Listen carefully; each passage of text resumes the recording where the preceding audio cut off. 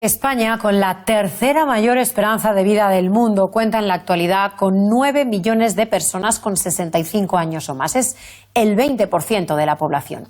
Cuando tomamos decisiones que les afectan sin tenerles en cuenta, cuando no contamos con nuestros mayores para cuestiones relevantes o les infantilizamos, estamos discriminando. ¿Qué ven aquí? ¿A una persona vieja o mayor?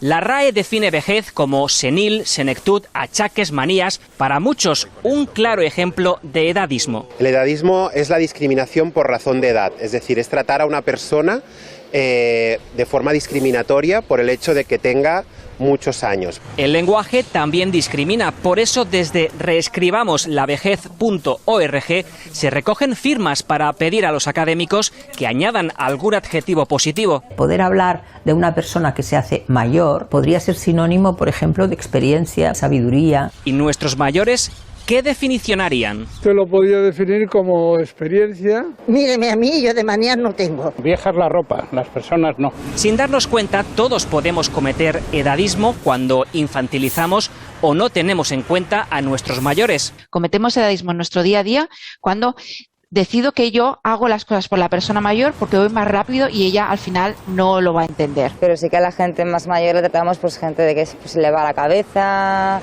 se pueden perder, no puedes confiar en ellos. El edadismo es ya la tercera causa de discriminación, justo después del racismo y las cuestiones de género. Y puede causar depresión, ansiedad, insomnio, incluso acortar la esperanza de vida. Evitarlo está en nuestras manos, luchando contra los estereotipos negativos y fomentando la participación de las personas mayores.